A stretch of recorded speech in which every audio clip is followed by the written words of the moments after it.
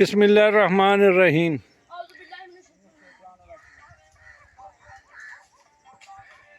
कहते आ बंदे नहीं रहिंदे चीज़ां रह जांदियां ते यादां रह जांदियां। यह अंब आ जी, इस अंब दे नाल एक तो रगवत यह है कि बचपन दे विच भी ये अंब खांदे हुंदे सी। अज तो कोई 50 साल पहले तो अज भी है, लेकिन दस्सण वाले दसदे आ कि 1947 की पार्टीशन तो पहले ये जिहड़े भी सिख सरदार का मुरब्बा सी उन्होंने लाया अंब। बड़े मज़ेदार अंब आ जी। अज मुंडे उत्ते चढ़े आ इन्हों लाण वास्ते। अज 27 तरीक हो गई है यदी जून की,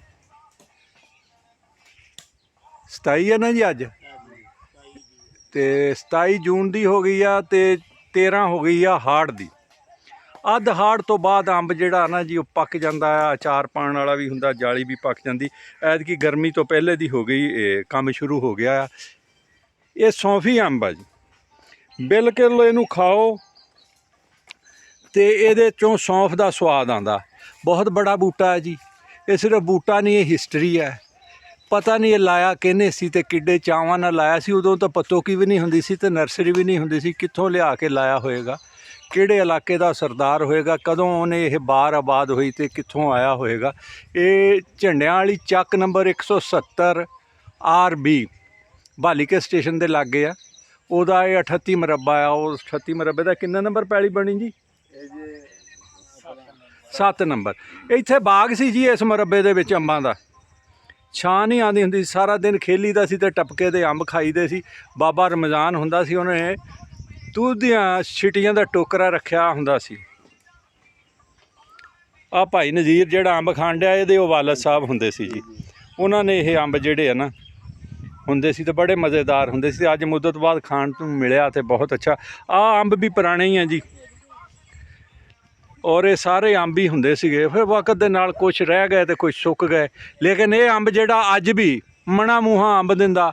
और जिन्ने अजकल हाईब्रिड वरायटियां आ रही, कोई लंगड़ा, कोई सींदड़ी, कोई अनवर रटोल, सब नूं पिछे छड्डदा। बिल्कुल जिस वेले पक्का अंब मूँह च पाने सौंफी स्वाद दिंदा।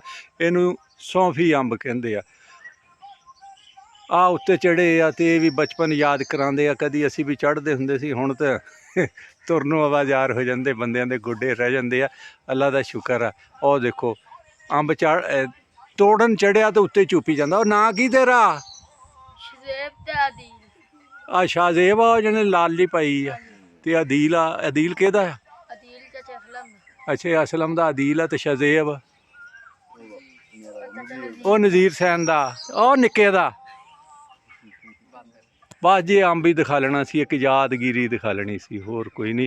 तो दसना ये सी जी कि दरख्त लाना एक सदका जारिया है।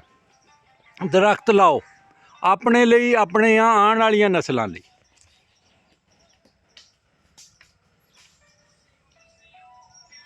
अपनिया आने वाली नस्लों लिए।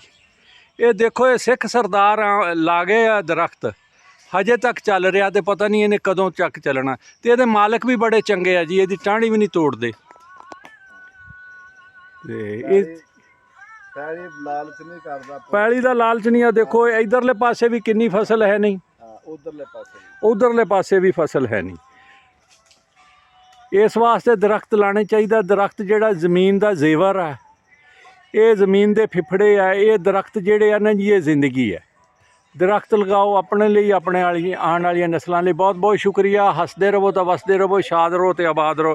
अल्लाह ताला सब नूं आसानियां अता फरमाए और आसानियां बनने का शरफ अता फरमाए। तो आखिर दे उत्ते